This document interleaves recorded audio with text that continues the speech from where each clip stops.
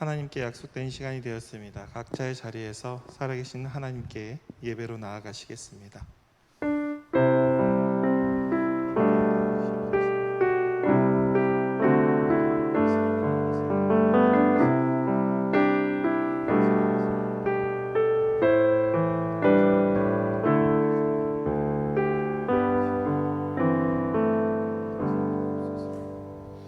아버지께 참되게 예배하는 자들은 영과 진리로 예배할 때가 원하니 곧 이때라. 아버지께서는 자기에게 이렇게 예배하는 자들을 찾으시느니라. 하나님은 영이시니 예배하는 자가 영과 진리로 예배할지니라. 예배 받으시기에 합당하신 하나님께 사도신경으로 우리 신앙을 고백하겠습니다. 나는 전능하신 아버지 하나님 천지의 창조주를 믿습니다. 나는 그의 유일하신 아들 우리 주 예수 그리스도를 믿습니다. 그는 성령으로 잉태되어 동정녀 마리아에게서 나시고 본디오 빌라도에게 고난을 받아 십자가에 못 박혀 죽으시고 장사된 지 사흘 만에 죽은 자 가운데서 다시 살아나셨으며 하늘에 오르셔 전능하신 아버지 하나님 우편에 앉아 계시다가 거기로부터 살아있는 자와 죽은 자를 심판하러 오십니다. 나는 성령을 믿으며 거룩한 공교회와 성도의 교제와 죄를 용서받는 것과 몸의 부활과 영생을 믿습니다. 아멘.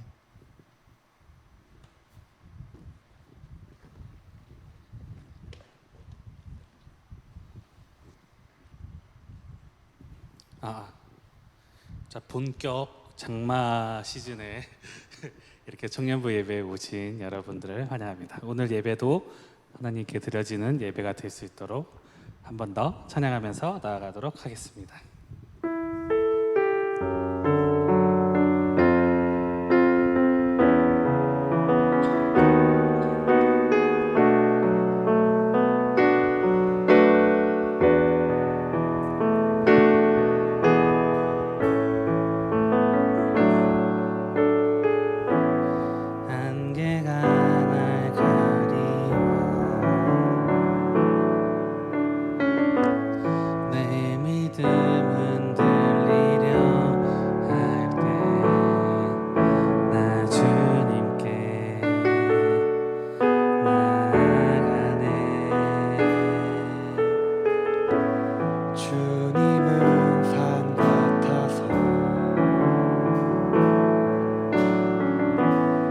여전히 그 자리에 계셔 눈을 들며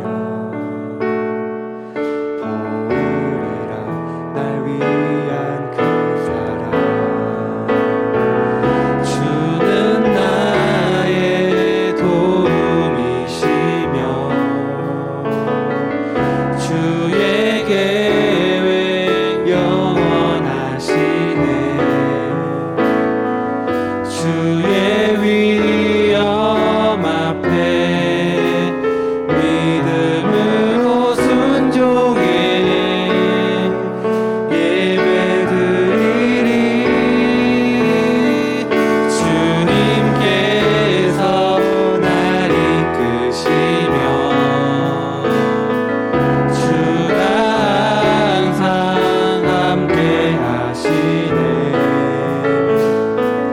주의 사랑 안에 믿음으로 순종해 예배드리리 영원히 안개가 날 가리워 안개가 날 가리워 내 믿음 흔들리려 할 때 나 주님께 나아가네 주님은 산 같아서 여전히 그 자리에 계셔 눈을 들며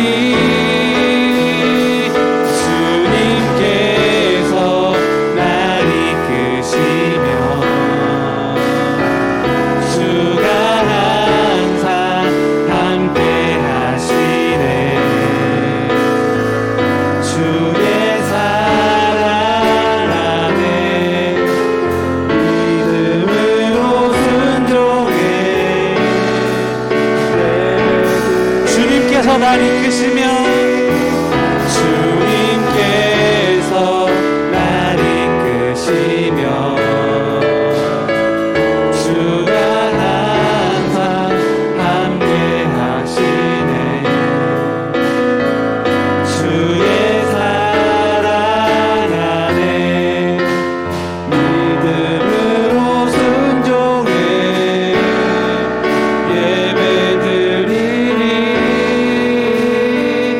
영원히.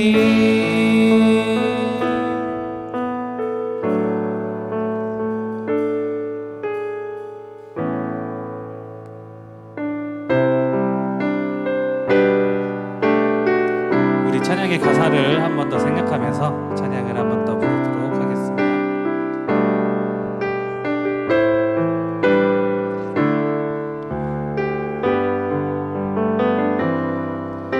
세상의 유혹 시험이 내게 몰려올 때에 나의 힘으론 그것들 모두 이길 수 없네. 거대한 폭풍 가운데 위축된 나의 영혼 어찌할 바를 몰라 헤매이고 있을 때 주를 찾아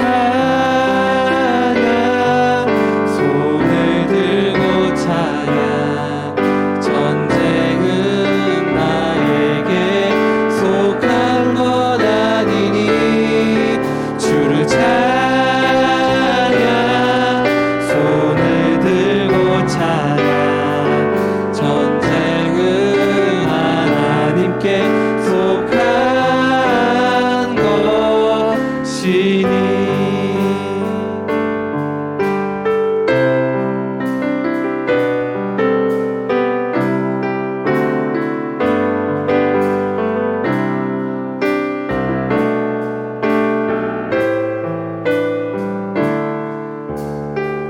세상의 유혹 시험이 세상의 유혹 시험이 내게 몰려올 때에 나의 힘으로 그것들 모두 이길 수 없네. 거대한 폭풍 가운데 위축된 나의 영혼 어찌할 바를 몰라 헤매이고 있을 때 주를 찾아 손을 들고 찾아 전쟁은 나에게 속한 것 아니니 주를 찾아 손을 들고 찾아 전쟁은 하나님께 속한 것이. 주를 찬양 주를 찾아 손을 들고 찾아 전쟁은 나에게 속한 것 아니니 주를 찾아 손을 들고 찾아 전쟁은 하나님. 자, 우리 목소리만으로 한 번 더 찬양하도록 하겠습니다. 주를 찬양 주를 찾아 손을 들고 찾아 전쟁은 나에게 속한 것 아니니 주를 찾아 손을 들고 찾아 전쟁은 나에게 속한 것이니. 자, 우리 한 번 더 기도로 나아갈 텐데요. 요즘 코로나가 다시 또 유행을 하고 있고 혹은 그로 인하여 새로운 시험과 혹은 새로운 고난에 있지 않은지 한번 생각해 봅니다. 여러분만의 고난과 여러분만의 각자만의 시험이 존재하고 혹은 결국은 그 시험에 대해서 서로가 몰라주고 서로가 도움이 되지 못할 때도 많지만, 그래도 우리가 우리의 서로에 대한 도움이 아니라 그 온전한 시험과 온전한 고난들을 하나님한테 맡기고 하나님께서 이끌어주시고 돌봐달라고 우리 한 번 더 기도하면서 청년부 예배에 한 번 더 나아가도록 하겠습니다. 하나님 아버지 감사합니다. 주님, 오늘도 이렇게 예배에 나올 수 있게 허락하여 주심을 주님 감사합니다. 주님, 하지만 주님, 저희 삶 속에서의 고난과 시련이 때로는 너무 크고 너무 무거운 것들로 작용하여 서로 몰라주고 서로 도움을 줄 수 없어 어찌할 수 없고 내가 어떻게 나아갈지 모르니 어려운 상황 속에서 주님, 저희가 온전히 믿을 것은 주님밖에 있음을 한 번 더 고백하옵니다. 주님께서 도와주시고 이끌어주시고 주님께서 원하시는 대로 나아갈 수 있도록 주님, 저희를 사용하여 주시옵시고 저희의 고난과 시험들을 다 내려놓을 수 있도록 도와주시옵소서. 모든 것들을 저희의 힘과 저희에게 의존하려는 것들이 아니라 주님께 의존하고 주님께 얘기 드리고 주님께 기도하며 나아갈 수 있는 저희 청년부 모든 사람들이 될 수 있도록 허락하여 주시옵소서. 주님, 저희의 힘으로만 한 것이 아니고 또 온전히 주님에게 나아갈 수 있도록 허락하여 주시옵소서. 주님, 저희가 드려지는 이 예배가 온전히 주님에게 드려지는 예배가 될 수 있도록 저희의 마음을 회복하여 주시옵소서. 모든 기도 우리 구주 예수님 기도했습니다.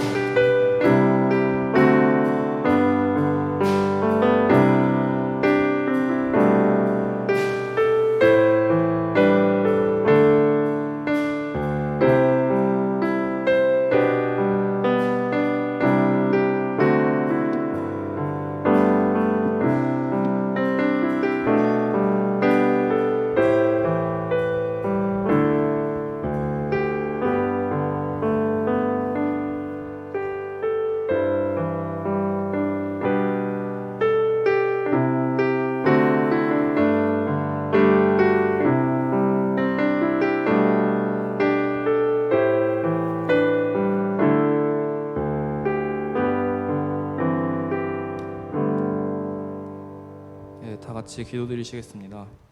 주님, 오늘도 주의 전에 나와 예배드릴 수 있게 해주심에 감사드립니다. 지난 한 주간 주님의 말씀을 잊고 살았음을 고백합니다. 오늘 이 시간을 통하여 주님과 다시 가까워지는 시간이 될 수 있게 해주시옵소서. 주님, 아직도 코로나로 인해 고통받는 사람들이 많습니다. 특히 방역을 위해 힘쓰시는 이재갑 부장님께도 항상 함께해 주셔서 지치지 않고 또 보람을 느낄 수 있게 해주시옵소서. 주님, 오늘 말씀 전하시는 목사님께도 함께해 주셔서 목사님께 지혜와 은총 더해 주시옵소서. 또 우리가 그 말씀을 듣고 또 한 주간 주님 안에서 살아갈 수 있게 해 주시옵소서. 오늘 마치고 돌아가는 순간까지도 함께해 주심을 믿으며 이 모든 말씀 예수님의 이름으로 기도드립니다. 아멘.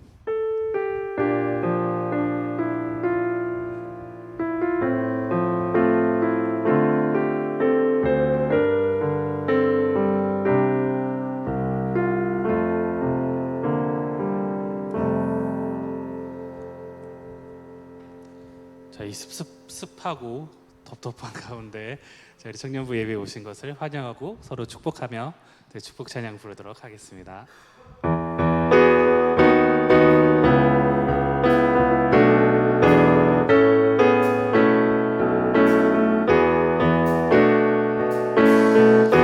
하나님의 사랑이 당신의 삶 가운데 가득하기를 축복합니다. 하나님의 은혜가 우리 가운데 가득하길 기도합니다.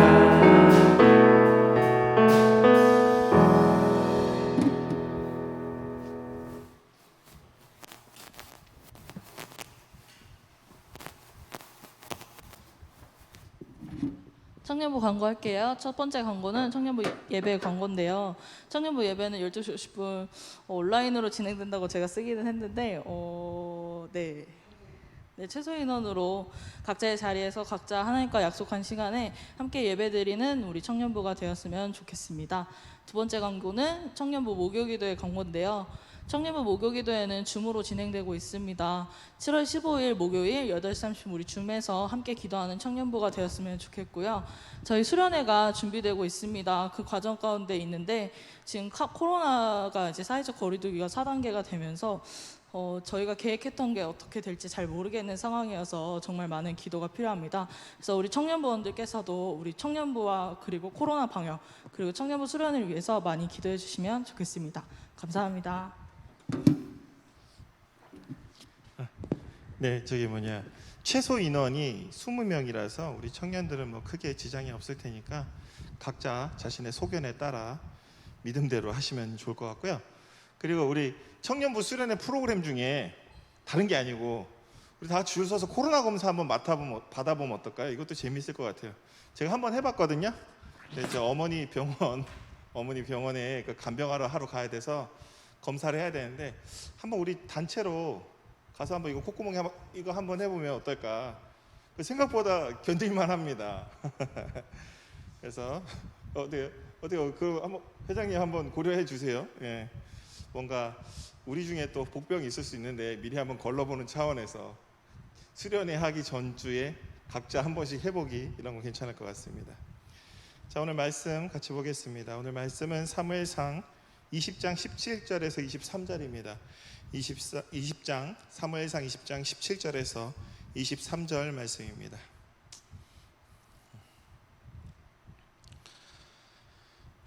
제가 봉독하겠습니다. 다윗에 대한 요나단의 사랑이 그를 다시 맹세하게 하였으니 이는 자기 생명을 사랑함같이 그를 사랑함이었더라. 요나단이 다윗에게 이르되 내일은 초하루인즉 내 자리가 빔으로 내가 없음을 자세히 물으실 것이라. 너는 사흘 동안 있다가 빨리 내려가서 그 일이 있던 날에 숨었던 곳에 이르러 에셀 바위 곁에 있으라. 내가 관역을 쏘려 함같이 화살 셋을 그 바위 곁에서 쏘고 아이를 보내어 가서 화살을 찾으라 하며 내가 짐짓 아이에게 이르기를 보라 화살이 내 이쪽에 있으니 가져오라 하거든 너는 돌아올지니 여호와께서 살아계심을 두고 맹세하노니 내가 평안 무사할 것이요 만일 아이에게 이르기를 보라 화살이 내 앞쪽에 있다 하거든 내 길을 가라 여호와께서 너를 보내셨음이니라. 너와 내가 말한 일에 대하여는 여호와께서 너와 나 사이에 영원토록 계시느니라 하니라. 이것은 하나님의 말씀입니다. 잠깐 기도하겠습니다. 주님, 우리의 마음을 여시어 말씀을 깨닫게 인도하여 주시옵소서. 예수님의 이름으로 기도드립니다. 아멘. 오늘은 내 길을 가라는 제목으로 하나님 말씀 증거하겠습니다. 이제 다윗은 사울이 자신을 죽이려고 한다는 사실을 명확하게 알게 됐습니다.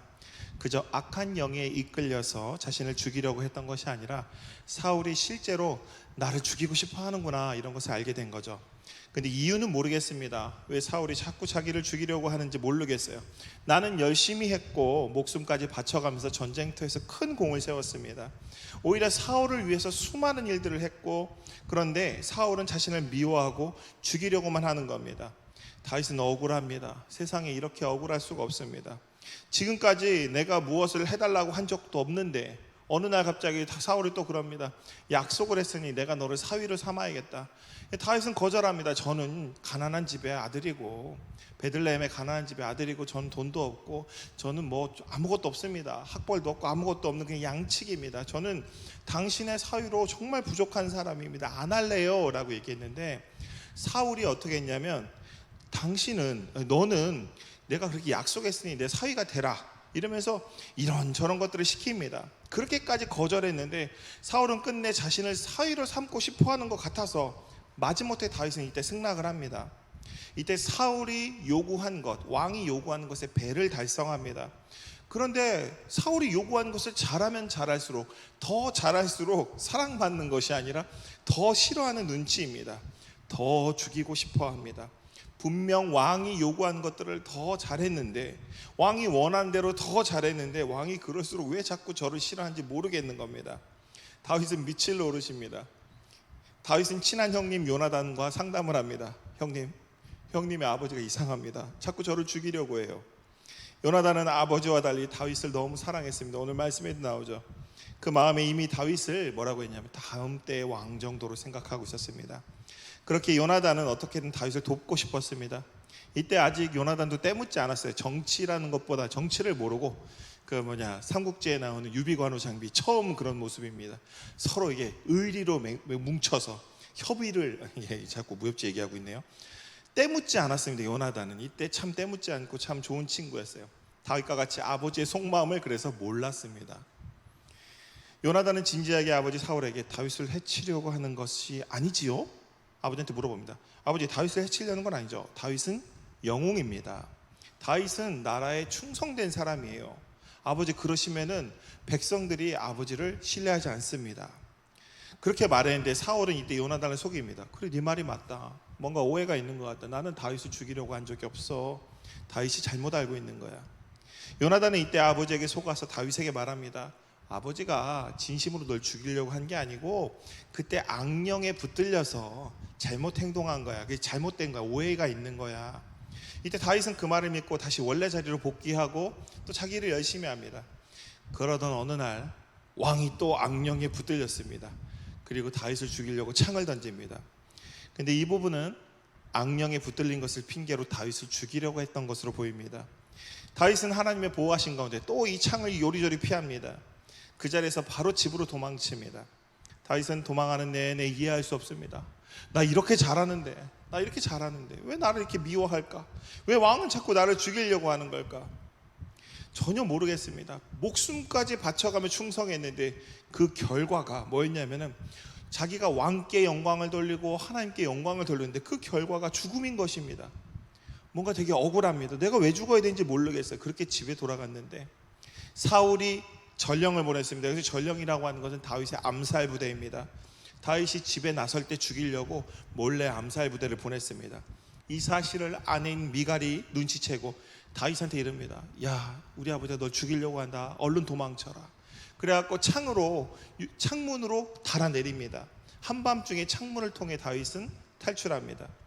이제 다윗은 어떻게 할지 몰라서 망설이다가 이제 사무엘을 찾아갑니다. 당시 선지자였던 사무엘을 찾아갑니다. 이제 기대할 사람도 없고 믿을 사람도 없고 믿었던 형 말대로 했더니 형의 아버지가 또 죽이려고 하니까 형도 못 믿는 겁니다. 그렇게 사무엘과 함께 지냈습니다. 함께 지내면서 그동안 있었던 그 답답한 이야기를 사무엘에게 다 이야기합니다. 사무엘은 다윗의 이야기를 들어주죠. 그렇지만 이제 사무엘도 힘이 없습니다. 어떻게 도와줄 힘이 없어요. 다윗을 직접적으로 도와줄 수는 없고 그냥 기도해주고 조언을 해주고 하나님의 뜻을 그에게 알려줬을 것입니다. 그런 사이에 사울이 다윗이 사무엘과 함께 있는 것을 알게 됩니다. 사울은 다시 암살대를 꾸려가지고 다윗을 잡으러 갑니다. 근데 하나님이 막으십니다. 하나님의 영이 전령들에게 임해서 잘 예언하게 합니다. 이 예언의 내용은 기록되어 있지 않은데 그 내용은 다윗에 대한 내용일 가능성이 큽니다. 다윗이 앞으로 이스라엘의 왕이 될 사람이니 그에게 손대지 말라는 예언일 것인데 어쨌든 이때 답답한 사울 자신도 직접 찾아갑니다. 근데 사울에게도 그때 신기합니다. 악한 영에 늘 들렸는데 이번에는 하나님의 영이 그에게 들려서 사울이 갑자기 예언하기 시작합니다. 옷을 다 벗고 사무엘 앞에서 하루 밤낮을 예언합니다. 그렇게 하나님의 영에 사로잡혀 있는 사이에 다시 다윗은 또 도망칩니다. 다윗은 왜 사울이 자신을 죽이려 하는지 알 수 없습니다. 다윗은 다시 요나단 형님을 찾아갑니다. 형님의 아버지가 날 자꾸 죽이려고 해요. 어떻게 해야 될지 모르겠습니다. 이 요나단도 얘기합니다. 내가 아버지한테 잘 말해볼게. 다윗을 위로합니다. 요나단도 답답합니다. 아버지가 왜 그런지 자기도 모르겠는 거예요. 근데 이게 그런 게 있습니다. 함께 이렇게 일하고 있는 사람 중에 나보다 아래에 있는 사람인데 나보다 잘나고 사람들에게 막 관심 받고 그러면 이게 견딜 수가 없는 거예요. 잘 모르죠. 세상에 제일 나쁜, 제일 눈치 없는 사람이 그거죠. 능력 있는 천재인데 자기가 능력 있는 것에 대해서 되게 겸손하면서 상대적으로 상대방을 무능하게 만드는 그런. 하여튼 오늘 다윗은 뭐랄까요? 그런 사울에게 그런 기분을 안겨주지 않았을까 생각됩니다. 그래서 요나단은 다윗에게 걱정 말라고 안심시킵니다. 근데 그런 사람이 있죠. 저 사람 정말 훌륭한 사람이라고 인정해주는 사람이 있고 정말 교만하고 악한 사람들은 그러죠. 쟤 때문에 내 자리가 뺏기겠는데 빨리 어떻게든 쳐내야지라고 생각하는 것이 있죠. 그래서 요나단은 다윗에게 걱정 말라고 안심합니다. 요나단이 그런 사람이죠. 옆에 좋은 사람, 훌륭하고 뛰어난 사람이 있으면 당신이 크십시오. 당신이 훌륭하게 될 사람입니다. 옆에서 같이 이렇게 도와주는 사람이 있는가 하면 사울은 어떤 사람이냐면 나보다 좀 잘나고 또 뭔가 좀 같이 일해봤던 얘가 나보다 똑똑한 것 같아. 앞으로 잘할 것 같아. 그럼 어떻게 해요? 키워주는 게 아니고 밟아서 아예 싹도 나지 않도록 잘하지 못하도록 쳐내야 되나요? 예. 하여튼 마음대로 하십시오. 각자의 믿음대로 하시면 됩니다. 그래서 이렇게 얘기합니다. 이때 요나단도 이제 싫은 겁니다. 그래가지고 다윗이 요나단도 의심해서 이렇게 합니다. 형님, 지난번처럼 나를 사울에게 데려가려고 한다면 어차피 나 죽을 거니까 지금 이 자리에서 형님이 날 죽이십시오. 그게 차라리 낫겠습니다. 라고 이제 요나단이 이때 다윗이 이렇게 얘기합니다. 이에 요나단이 다윗에게 이제 위로하면서 설득합니다. 야, 그렇게 극단적으로 이야기하지 말고. 다윗도 이제 너무 마음이 아팠는지 힘들었는지 극단적인 아이가 됐습니다. 그렇게 될 수 있는 거예요. 오늘 다윗도 그렇죠. 극단적인 이야기를 합니다. 차라리 이 자리에서 날 죽이십시오라고 얘기합니다. 그러니까 옆에서 극단적인 친구들이 있거나 내가 극단적인 상황에 몰렸을 때 극단적인 생각을 하는 것이 비정상이 아니고 잘못된 게 아니고 뭐라고 그냥 일반적인 일이라는 겁니다. 그래가지고 요나단이 다시 다윗을 설득합니다. 야, 그러지 말고 내가 한번 다시 어떻게 된 일인지 확인해 볼게.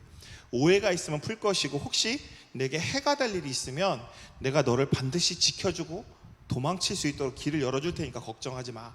이렇게 얘기합니다. 다윗은 요나단의 그런 말을 들었음에도 지난번에 당한 것이 있어서 믿질 않는 거예요.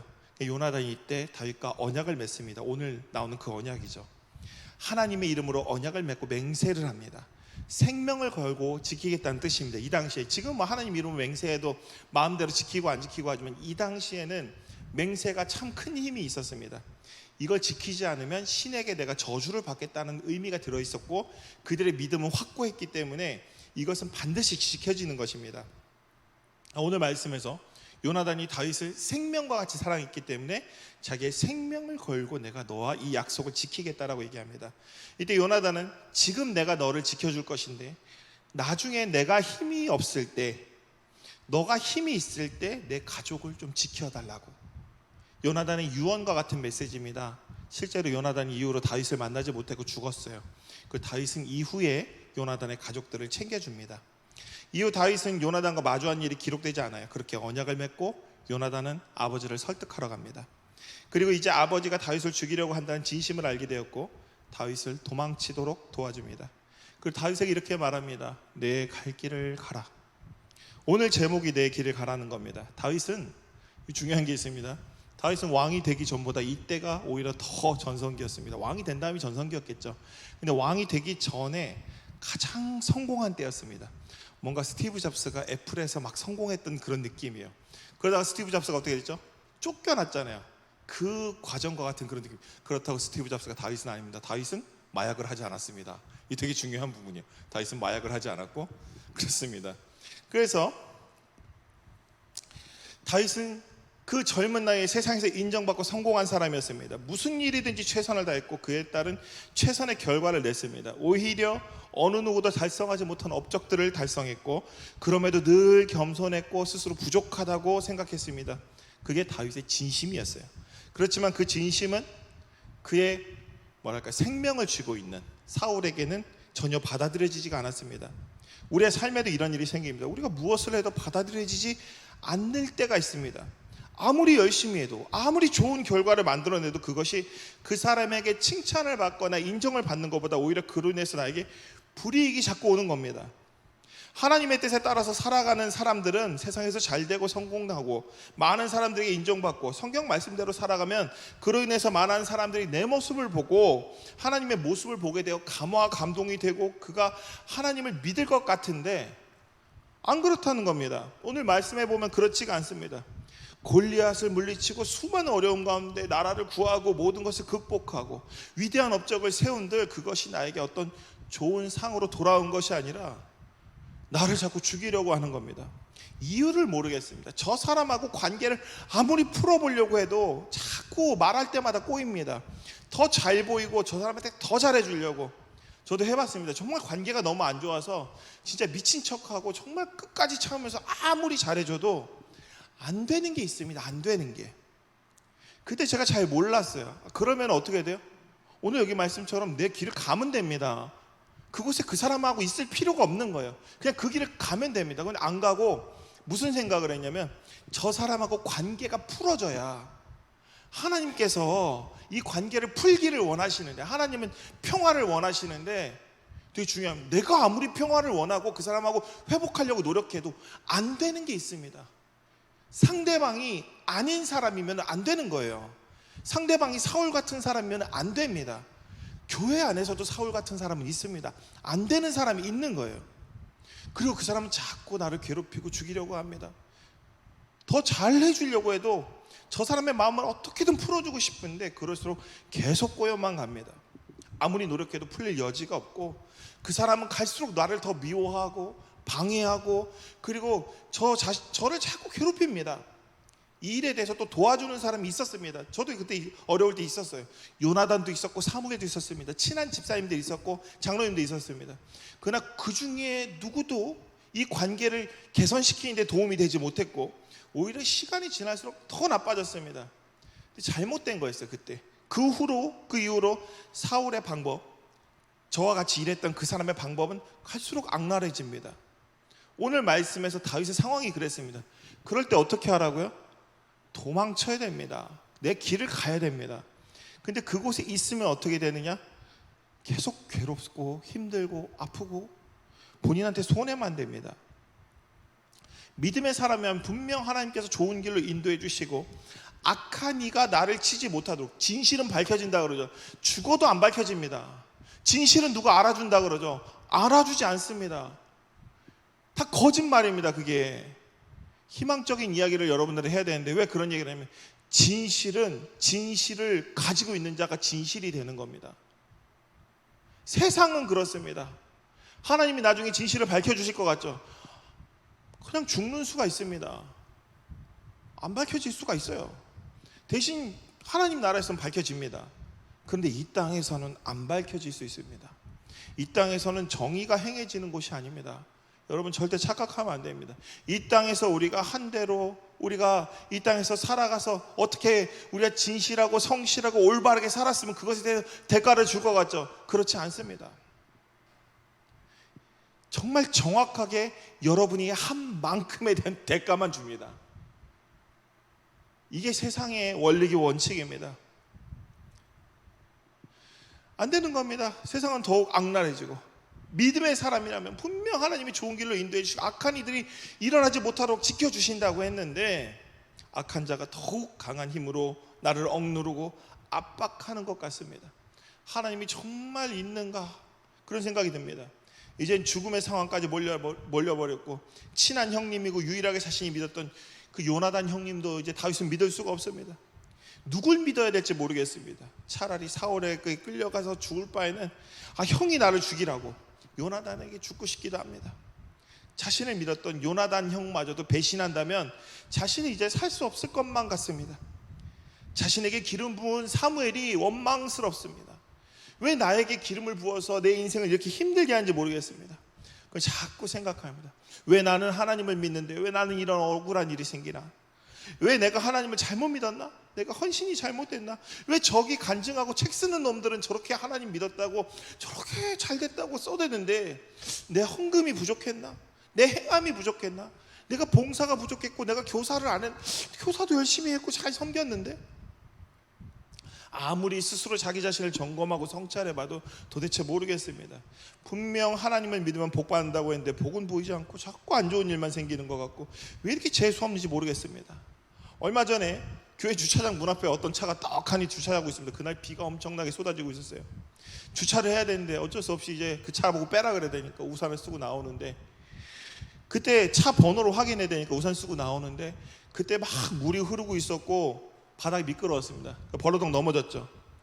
빗물에 미끄러져서 넘어졌습니다. 옷이 다 젖었고 완전 짜증나는 상황은 휴대폰을 떨어뜨렸습니다. 액정에도 금이 갔어요. 미치도록 짜증나는데 내 탓은 하나도 없는데 막 죽을 것 같아요. 그 차 주인을 보고 멱살이라도 잡고 싶은데 교회 앞에서 멱살 잡고 소리 지를 수도 없고 막 미칠 것 같습니다. 당장 내일 모레부터는 휴가인데 내가 뭘 잘못했는데 하나님 왜 이러시나요? 내가 그동안 이렇게 열심히 살았는데 이제 휴가 가려고 하는데 도대체 왜 나에게 이런 일이 일어날까요? 순종하고 열심히 살았는데 지금까지 내 거짓 없이 살았는데 왜 내 휴대폰 액정은 깨져야 되나요? 수리비를 감당할 수가 없습니다. 아직 지난번 휴대폰 액정 깨진 거 할부가 조금 남았어요. 그때 갑자기 하나님께서 알게 해주신 게 있습니다. 지금까지 한 모든 일이 네가 한 모든 일이 하나님의 말씀에 순종해서 하는 것이 아니라 네가 하나님께 뭔가 바라고 한 일이었구나. 다시 돌아보니까 그것이 내 자신에게 올무가 되어 있었고 하나님 앞에 자꾸 짜증내는 원인이 있었던 겁니다.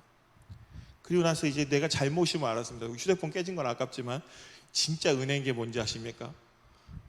액정 필름만 살짝 찢어지면서 거기에 금이 아주 실금 보이지 않는 아주 애매한 금이 갔어요. 그래서 다음 액정 바꿀 때까지 액정만 안 바꾸고 이제 휴대폰 살 때까지 그냥 버티려고 하고 있는데, 그것도 은혜라고 생각. 어떤 극한 상황에서도 은혜가 될 수 있습니다. 아, 깨지지 않았구나. 끝까지 깨지지 않았구나. 모든 것이 내 잘못임을 알게 됩니다. 사람에게 인정받으려 했구나. 내가 지금까지 하나님한테 인정받으려고 한 게 아니라 내가 이렇게 한 것은 이것을 통해서 뭔가 하나님한테 얻으려고 했구나. 관심 받으려고 했고 사람에게 사랑받으려고 했고 겸손함도 성실도 지금까지 내 살아온 모든 것이 어떤 사람처럼 되어서 어떤 대우를 받고 싶어 하는 그런 거짓 속에서 행동한 행동들이었구나라는 생각이 들었습니다. 지금도 역시 마찬가지입니다. 내가 바라는, 내가 이상으로 하는 어떤 사람이 되고 싶어서 내가 그렇게 행동하고 말하고 생각하고 또 어떤 일들을 해나가는 것은 아닌가라는 생각을 했습니다. 그러면서 그것은 내 길이 아니고 혹시 내 욕심의 길이 아니었는가, 이런 생각이 들었습니다. 꿈꾸다가 꿈속에서 면접을 보는데 목사님이 물어봅니다. 당신은 왜 이 교회에 면접을 보셨습니까? 그랬더니 지금까지 먹고 살기가 너무 힘들어서 좀 사례비를 많이 주는 데를 가고 싶어서요 라고 했습니다. 그 목사님이 다시 묻습니다. 진심으로 그랬냐고. 아니 그냥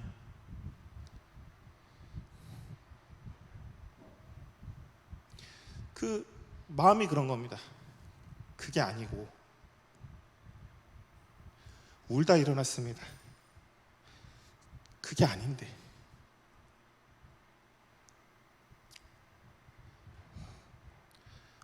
뭘 그렇게 받고 싶었는지 모르겠습니다. 울면서 일어났습니다. 그러면서 목사님한테 말을 바꿔서 이렇게 얘기했어요.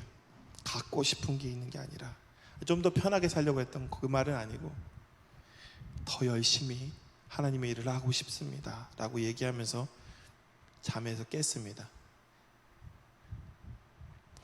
그러면 돌아보면 생각합니다. 아, 내가 왜 지금까지 이렇게 살았는지에 대해서 돌아보고 여러 가지 생각을 하게 됐습니다. 다윗은 지금 있는 자리가 좋았습니다. 지금처럼 그냥 열심히 살면 됩니다. 많은 업적을 세우고 충성하고 열심히 내게 맡겨진 일 성실하게 수행하면 됩니다. 그가 하나님 앞에 왕으로 기름 부음 받을 때 결국 자신이 이렇게 살다가 왕이 될 수 있다는 생각도 했을 겁니다. 저 역시도 마찬가지입니다. 아, 열심히 성실하게 잘하면 또 언젠가 이것대로 이것이 경력이 되어서 뭐 담임 목사가 되고 뭐 그러면 또 어떻게 사는 거 아닐까. 자꾸 그러면서 자꾸 이런저런 이력서도 써대고 이런저런 생각도 하고 진심이 어딘지 저 자신도 모르게 돼버렸습니다. 다윗도 그랬을 겁니다. 충성하고 열심히 맡겨진 일을 성실하게 수행하면 된다고 생각했을 것입니다. 하나님 앞에 왕으로 기름 부음 받았을 때 자신이 이렇게 살다가 왕이 될 수 있다는 생각도 했습니다. 왕의 사위였고 나만큼 이렇게 큰 업적을 세우고 있는 사람은 이스라엘에 없었습니다. 그런 이유로 시간이 흐르면 지금처럼 그냥 살다 보면 내 미래는 꽃길 뿐이라고 생각했습니다. 많은 사람에게 인정받고 사랑받고 앞날이 모두가 준비되었다고 생각했습니다. 제 왕이 계승자, 제1왕이 계승자였던 요나단도 자신과 관계가 좋고 선지자 사무엘도 자신을 지지하고 그 역시 자신이 앞으로 왕이 되는 그저 꿈만 같은 것이 아니라고 그냥 생각했습니다. 그렇게 자신의 인생이 잘 풀리고 있다고 생각했는데 사울은 그런 다윗을 죽이려고 했습니다. 인생이 내 뜻대로 풀리는 게 하나도 없고 이것도 맞는지 저것도 맞는지 모르는 상황에서 그냥 그런 겁니다. 열심히 하면 성공할 거다. 내가 열심히 헌신하고 뭔가를 하면 잘 될 거다. 예전에도 그 얘기를 했었죠. 거짓말이라고. 그거는 성공하고 싶어서 열심히 하는 것은 하나님 앞에 순종하는 게 아니라고 얘기했습니다. 다윗은 그런 생각을 갖고 살았던 것입니다. 지금까지 세운 업적들, 근데 그 모든 것들이 순식간에 사울이 미워하고 자신의 생명의 소유를 가진 자가 사울이었지 않습니까? 생명을 가진 사람이 생명권을 그 생명을 빼앗을 수 있는 사람이 하나님이 아니었습니다. 사울이었습니다. 다윗은 그것을 잊어버리고 있었어요. 하나님은 그래서 다윗을 이렇게 구석으로 몰아버린 겁니다. 너가 먹고 살게 해주고 앞으로 너의 길에 정말 주인이 되시고 너의 인도자가 되신 분은 하나님인데 사울로 생각할까 봐. 그래서 하나님이 또 민 겁니다. 제 꿈속에서도 그랬습니다. 제가 뭐 때문에 면접을 보러 가는지 그냥 먹고 살려고 그랬답니다. 근데 그 말을 하는 내 자신이 너무 싫었습니다.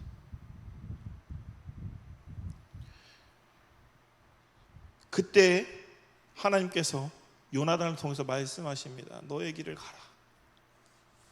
너의 길을 가라. 지금까지 다윗이 가려 했던 길은 하나님께서 다윗에게 명하신 다윗의 길이 아니었습니다. 다윗이 생각한 다윗의 길이었습니다. 저도 요즘에 계속 고민하는 게 있습니다. 이건 내가 생각한 내 길이 아니었을까? 이제 하나님께서 가라 하십니다. 진정한 왕이 되기 위해서, 네가 가야 하는 그 길을 가기 위해서 다윗에게 너의 길을 가라 합니다. 근데 그 길이 어떤 길인지 알 수 없죠. 그 길의 끝에 어떤 결과로 끝날지도 알 수 없습니다. 근데 하나님께서 가라 하십니다. 그 길을 이제 하나님께서 가라 하십니다. 다윗은 가야 합니다. 안 가면 죽으니까 가야 합니다. 내가 꿈꾸던 직장에서 내가 꿈꾸던 일을 하고 있고 그 일을 통해서 인정받으며 큰 성과도 내고 많은 사람들 앞에서 높임까지 받았는데 이제 그 모든 것이 하룻밤의 꿈과 같은 먼지처럼 사라져 버렸습니다. 다윗은 이제 광야로 내던져졌습니다. 앞으로 어떻게 될지 알 수 없죠. 우리는 성경을 보면서 그 내용을 알고 있기 때문에 다윗이 나중에 왕이 되는 줄을 압니다. 그러나 이 시점에 다윗은 아무것도 알지 못했습니다. 그저 살기 위해서 도망치는 일밖에 없었습니다. 그렇게 다윗의 인생은 막막합니다. 앞으로 어떤 장애물이 내 앞을 막을지 알 수 없는 상태였습니다. 그러나 다윗은 자신의 길을 갑니다. 하나님께서 가라 하셨으니까 다시 일어서서 갑니다. 지금까지 하나님께서 인도해 주셨으니 앞으로도 인도해 주실 것 믿고 그냥 갑니다. 오늘 우리도 마찬가지입니다. 우리가 원하고 바라는 삶이 우리를 기다리며 그것이 잘 되어서 앞으로 우리의 인생에 전혀 문제가 없을 것 같았지만 그렇지가 않습니다. 교회에서 교회밥 10년을 먹다 보니까 그렇지가 않더라고요. 다 잘 되고 인생이 잘 풀리는 것 같고 이제 모든 문제가 해결된 것 같은데 갑자기 큰 병에 걸려서 죽기도 하고 갑자기 사고로 죽기도 하고 사업이 망하기도 하고 알 수 없는 겁니다. 갑자기 큰 병에 걸려서 내가 하려던 일들을 아무것도 할 수 없게 되어버리기도 하고. 오늘 내 길을 가라는 메시지는 바로 그런 우리들에게 주시는 말씀입니다. 막 회사에서 잘 나가고 있었는데 바로 다음날 회사가 망할 수도 있습니다. 잘 될 수도 있고 잘 안 될 수도 있고 생각하지 못한 결과가 있을 수도 있고 생각하지 못한 좋은 결과가 있을 수도 있고 생각하지 못한 끔찍한 결과가 있을 수도 있습니다. 그러나 중요한 게 있습니다. 오늘도 계속 얘기하겠지만 그거는 뭐냐면 다윗의 생각이고 또 김 목사의 생각이고 내 생각이고 오늘 우리의 생각입니다. 우리의 생각 속에서 우리가 정해놓은 기준이 있습니다. 그 기준 때문에 그렇게 생각하기 때문에 기준을 놓고 그렇게 생각하기 때문에 우리는 결국 모든 상황에 노예가 되어 있습니다. 상황이라는 것에 노예가 되어 있습니다. 이 정도 수준은 살아야, 이 정도는 내가 뭘 해야 내 안에 평안함이 옵니다. 이거보다 못하면 내가 살 수가 없어요. 그러면 뭔지 아십니까? 이미 여러분은 거기에 맞춰져 버린 노예입니다. 사울이 다윗의 생명의 주인이었습니다. 그렇기에 다윗은 오늘 힘이 드는 겁니다. 하나님이 내 생명의 주인이었으면 내가 고통당하지 않는데 사울이 내 생명의 주인이었기 때문에 고통받는 겁니다. 어찌할 바를 모릅니다. 회복도 안 되고 관계도 아무것도 안 됩니다. 그럴 때 오늘 하나님께서 우리에게 주시는 말씀이 있습니다. 네 길을 가라. 너의 길을 가라는 겁니다. 거기에서 붙들고 앉아서 죽을 때까지 있다가 죽어버리지 말고 거기서 그 사울한테 죽지 말고 내가 너의 길을 열어줄 테니 네 길을 가라고 얘기합니다. 사울의 손에 죽는 것보다 하나님 손에 죽는 게 낫지 않습니까? 내가 정해놓은 내 기준을 나에게 넘기고, 네 손에서 그만 나에게 넘기고 내가 인도하는 너의 길을 가라. 여기서 내 길이라 하면 하나님께서 오늘 우리에게 가라 하신 바로 그 길입니다. 아브라함에게 주셨던 길이고, 야곱에게 주셨던 길이고, 요셉에게도 보여주셨던 길, 모세에게도 주셨고, 여호수아에게도, 사사에게도, 사무엘에게도 주셨던 바로 그 길입니다. 하나님께서 세워서 역사를 만들어 가신 그 믿음의 선배들에게 주셨던 그 길 말입니다. 그 길 가라 하십니다. 이는 지금까지 내가 가려 했던 그 길에서 멈추라는 말씀입니다. 지금 너 잘 되고 있고 정말 잘 나가고 있는데 그 가운데서 너가 자꾸 뭔가 안 좋은 일이 있고 안 되고 자꾸 풀리지 않고, 제일 중요한 것은 누군가 너의 생명의 주인이 되어서 너의 생명을 위협하고 있다면 그곳에서 너가 그 자리에서 지키면서 그 자리에서 너의 자유와 모든 현실에 대한 상황의 억압을 다 그냥 모른 척하고 그 자리에서 머리 박고 있지 말고 그만 뛰쳐나오라는 겁니다. 네 길을 멈추고 뛰쳐나오라는 겁니다. 그 길은 네 길이 아니다. 근데 이걸 인정하는 게 너무 힘듭니다. 고작 이 바닥에서 10년밖에 안 있었는데 다윗도 많이 힘들었을 겁니다. 정말 다윗은 성공했거든요. 저는 아무것도 성공하지 않았는데 완전 오늘도 이렇게 보는데 내가 파산을 당한 코끼리가 아닌가라는 생각을 하면서 오늘도 말씀 준비하다가 계속 그 생각이 들었습니다. 제가 예전에 페이스북에다 자주 썼던 말이 누가 날 묶어놓고 패는 것 같다라는 글을 많이 썼습니다. 묶어놓고 나를 팬다는 느낌이 들었습니다. 그리고 나는 살아남기 위해서 그냥 견디고 참고 이악 물고 모른 척하고 누가 나에게 뭐라 해도 그냥 네 하고, 그것이 나한테 불합리한 일이라고 해도 불합리하다는 얘기 한마디 하지 못하고 늘 했던, 그것이 순종인 줄 알았던 그런 생각을 하게 됐습니다. 아니라고 인정하는 게 너무 힘들어요. 다윗이 많이 힘들었을 거라 봅니다. 하나님께서 다윗에게 그 길에, 다윗의 네 길이 아니니까 그 길에서 벗어나도록 인도하십니다. 이스라엘의 진정한 왕은 그렇게 평안하게 진급하듯이 되는 왕이 아니다.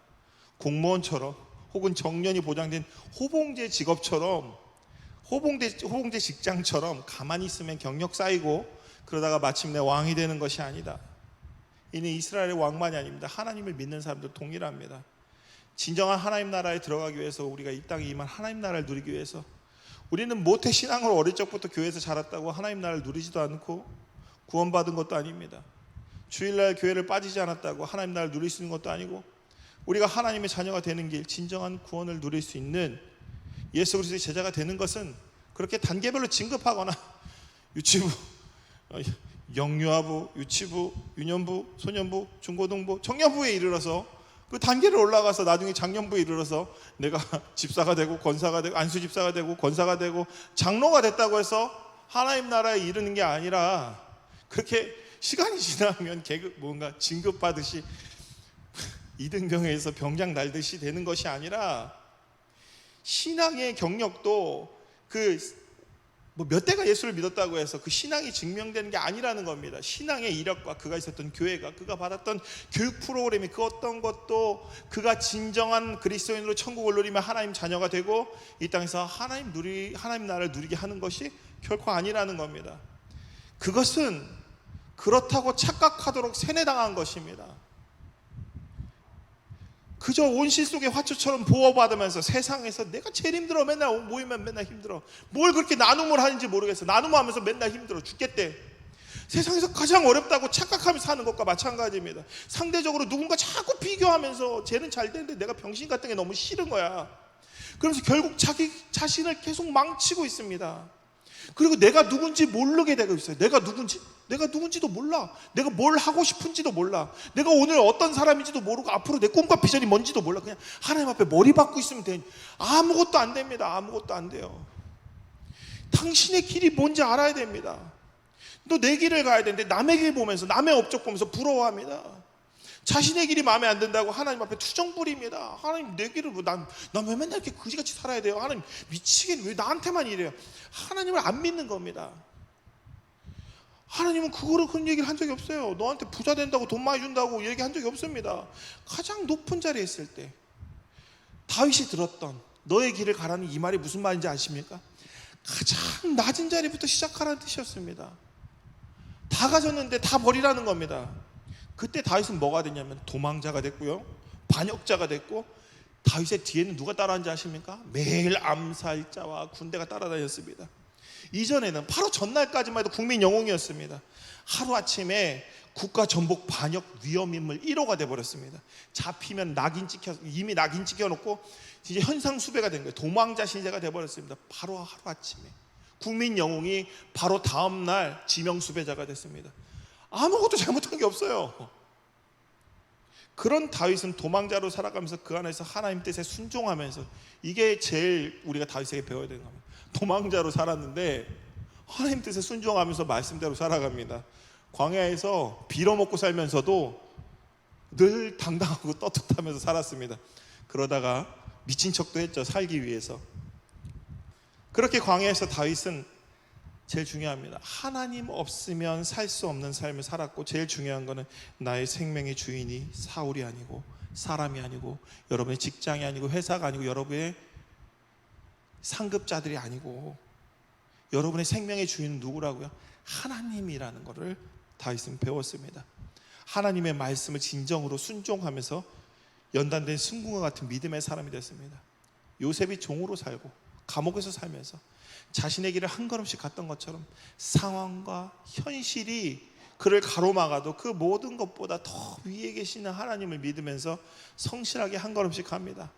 하나님 말씀에 순종하며 살았던 것처럼 다윗도 자신의 길을 성실하게 갑니다. 그 길의 끝에 어떤 결과가 기다릴지는 그때는 몰랐습니다. 그렇게 연단된 다윗은 마침내 하나님께서 왕으로 세워주시고 다윗에게 예비된 길의 끝에서 그 약속을 하나님께서는 지켜주십니다. 지금은 알 수 없습니다. 마침내 하나님께서 그 길을 걸어간 적이 그 길의 끝에서 그를 통해 하나님의 위대한 일을 행하십니다. 그것이 무엇인지 지금은 알 수 없습니다. 그러나 오늘 말씀에서 중요한 게 있죠. 하나님이 약속하셨습니다. 다윗에게 약속하셨던 왕을 하나님께서 이루게 하셨습니다. 오늘 이 약속은 우리에게 동일합니다. 하나님이 우리에게 약속하신 바를 우리를 통해서 반드시 이루실 것입니다. 근데 무슨 약속을 했는지 아무도 모르시죠? 그게 문제인 겁니다. 그게 문제. 좀 기도를 해야 됩니다. 하나님이 나를 어떻게 하시려고 하는지, 하나님 오늘 우리에게 어떻게 하시려는지. 자꾸 남의 거 자꾸 보면 안 됩니다. 내가 누군지 알아야 됩니다. 내가 누군지 이야기할 수 있습니까? 내가 누군지.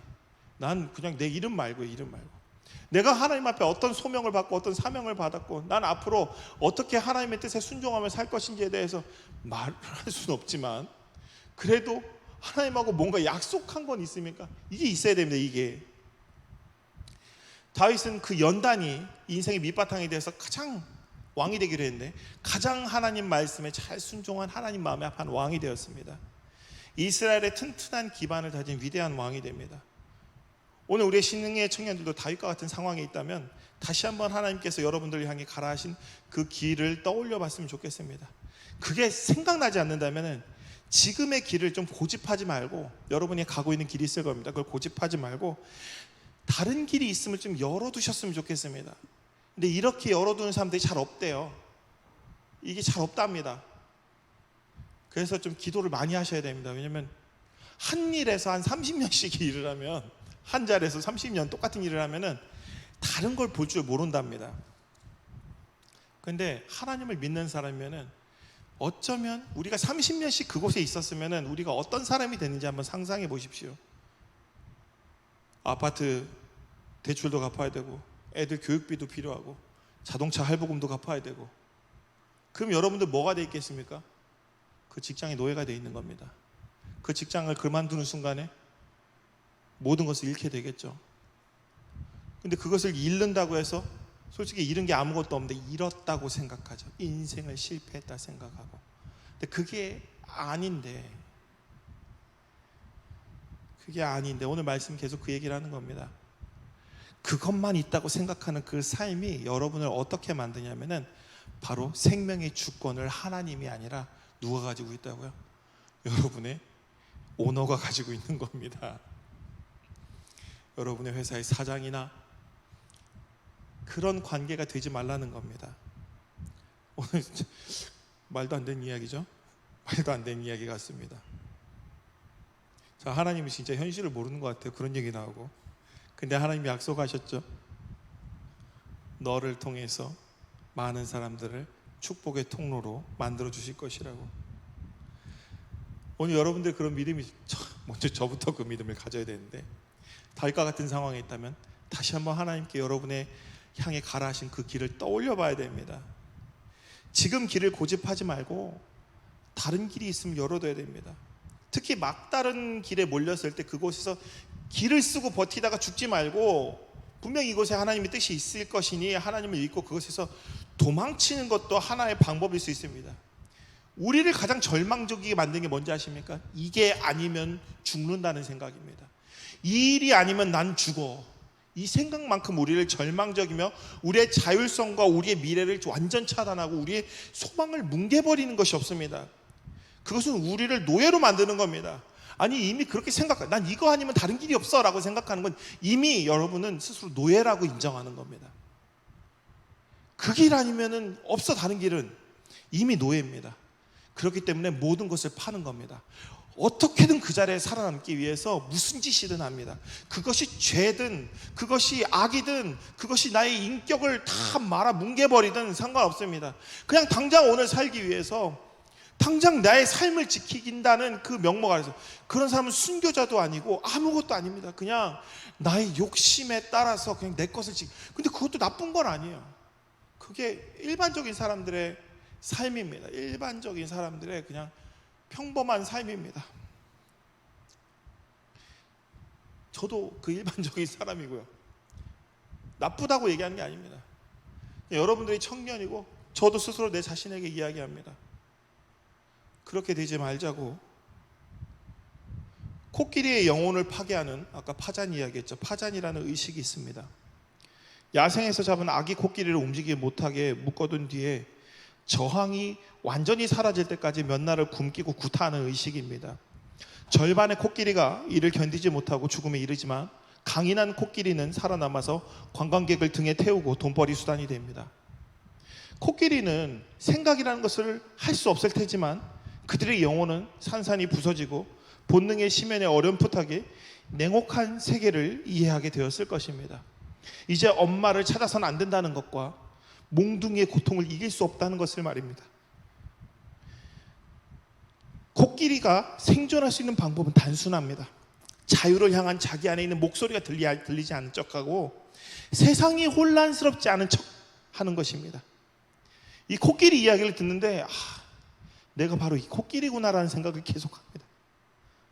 내가 파잔을 당한 코끼리구나. 왜 이렇게 살고 있을까? 도대체 이게 뭔데 왜 이렇게 살고 있을까? 오늘 그런 상황에 처해 있다면 도망쳐야 됩니다.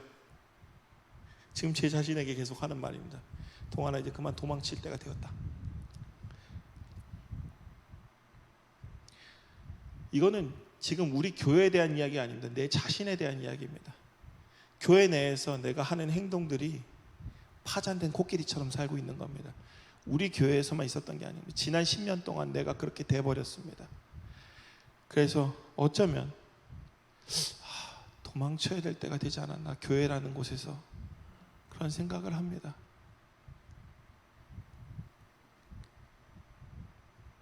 이는 이집트 노예화되는 것과 마찬가지입니다. 교회 시스템이 나쁘다는 게 아닙니다. 교회에서 참 많은 사랑도 받았고 했습니다. 내 자신이 내 자신을 그렇게 만든 것 같습니다. 그게 살아남는 거라고. 거짓말이죠. 아까 얘기했지 않습니까? 저는 다윗처럼 그냥 제 안에 제 평안함과 제 기준에 놓고 그 기준을 계속 맞추려고 했던 것뿐입니다. 하나님은 그게 아니라고 이야기하는데 그냥 그 기준을 자꾸 맞추고 싶었던 거예요. 그것에 대해서 얘기합니다. 너는 그 기준을 맞추려고 너라는 사람의 본질과 너라는 사람의 하나님의 부르심과 그런 것들을 다 무시하고 너 아닌 사람으로 살아가고 있다고 하나님이 말씀하시는 것 같습니다. 그게 바로 이집트의 노예화되는 겁니다. 우리는 이런 상황에 우리를 얽매려고 한다면 그곳에서 출애굽해야 됩니다. 그것이 소망이 없는 게 아니라 그곳은 그 사람에게 소망이 없습니다. 결국 영혼마저도 파괴되고 살아도 죽은 상태로 만들어버리는 그렇게 됩니다. 오늘 말씀은 그런 우리에게 소망을 주는 말씀입니다. 내 길을 가라. 내 길을 가라. 여러분의 길을 가십시오. 하나님께서 여러분과 함께 하실 것이며 여러분들을 통해서 다윗과 같은 위대한 업적을 이루어 가실 줄 믿습니다. 소망을 잃지 않는 자에게 결코 어떤 것도 절망적이지 않습니다. 매일 절망하는 사람에게는 소망이 없습니다. 소망을 붙드십시오. 예수 그리스도를 붙드십시오. 어떤 것도 여러분들을 절망하게 만들지 않습니다. 반드시 여러분들은 구원받을 것이며 반드시 힘을 얻고 새로운 길을 발견하게 될 것이고 그 길에서 여러분은 저 하늘의 별과 같이 반짝반짝 빛날 것이며 그 모습이 많은 믿음의 사람들에게 좋은 영향력으로 많은 사람들을 복으로 인도하게 될 줄 믿습니다. 기도하겠습니다. 하나님 감사합니다. 우리를 죄인인 가운데 불러주시고 연약한 가운데 세워주시며 구원하여 주심에 감사드립니다. 주님께서 우리에게 자유하게 하라고 부르셨는데 우리가 그 자유를 버리고 다시 죄악을 향해 가지 않도록 붙들어 주시고 인도하여 주옵소서. 오늘 우리가 우리의 길을 가도록 결단케 하여 주시고 세상의 소망보다 더 소중한 하나님의 소망과 구원을 향해 오늘도 믿음으로 나아가며 악한 세상과 상황의 노예가 되지 않고 참된 자유인으로 하나님의 자녀로 온전히 이 땅의 구원을 누리는 우리 모두가 되게 하옵소서. 오직 하나님만이 우리의 구원이십니다. 그렇게 오늘 우리의 소망은 하나님뿐입니다. 하나님 붙들고 각자의 소명의 길을 가는 우리 청년들에게 더 큰 소망과 비전을 주시고 우리 청년들을 통해 이 땅에 많은 사람들이 복을 받는 다윗과 같은 귀한 청년들 다 되게 하옵소서. 코로나19 전염병 상황이 다시 악화되고 있습니다. 하나님께서 우리 청년들 지켜주시고 어려운 상황일수록 더욱 세상에 빛이 되며 그 선한 마음으로 세상에 좋은 영향력 끼치는 우리 귀한 청년들 다 되게 하옵소서. 한 주간도 주님 지켜주실 줄 믿사오며 우리 주 예수 그리스도의 이름으로 기도드립니다. 아멘. 다 같이 일어나셔서 파송과 봉헌의 찬양 드리겠습니다.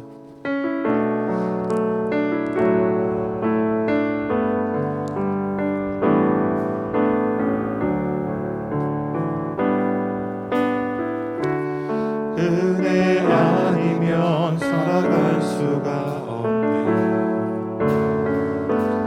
호흡마저도 다 주의 것이니 세상 평안과 위로 내게 없어도 예수 오직 예수뿐이네. 그 신계획 다 볼 수도 없고 작은 고난에 지쳐도 주께 맡긴 나의 모든 삶 버티고 견디게 하시네. 은혜 아니면 살아갈 수가 없네. 나의 모든 것 다 주께 맡기니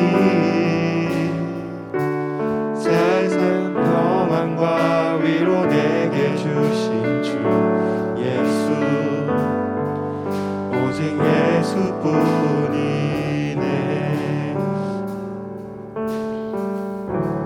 하나님 감사합니다. 귀한 우리 청년들 그 마음의 생명의 주인이 하나님이심을 믿고 오늘도 주여 그들의 삶의 자리에서 그들의 삶에 노력한 것, 그 삶의 소중한 것들 주님 앞에 구별하여 가지고 주님 앞에 헌물로 내놓았습니다. 이 모든 것 주님께서 온전히 받아주시고 이 예물이 사용되는 곳마다 이 땅에 주여 주님을 모르는 자들, 이 땅에 주님을 알고 싶지만 알지 못하는 모든 이들, 이 땅에 고통받고 아픔과 눈물 가운데 있는 이들에게 희망과 소망이 되는 귀한 예물로 사용되어질 수 있도록 인도하여 주시옵소서. 우리 청년들이 가는 길마다 주님께서 인도하여 주시고 진정한 생명의 주인이신 하나님께서 우리 청년들을 붙들어 주시사 오늘 다윗과 같이 믿음으로 그 자신의 길을 나아갈 때에 주여 우리 귀한 청년들 이 시대의 소망이 되며 많은 사람들을 복으로 인도하는 축복의 통로가 되는 귀한 청년들 다 되게 인도하여 주시옵소서. 이제는 우리 주 예수 그리스도의 은혜와 아버지 하나님의 크신 사랑과 성령의 감화 감동 역사 충만하심이 우리의 진정한 생명의 주인은 하나님이심을 믿고 오늘 이 세상의 상황과 현실과 그 모든 것에 얽매이지 않고 오직 하나님만 바라보며 나아가고자 하는 우리 청년들 머리 위에 이제로부터 영원토록 함께 하시기를 간절히 축원하옵나이다. 아멘.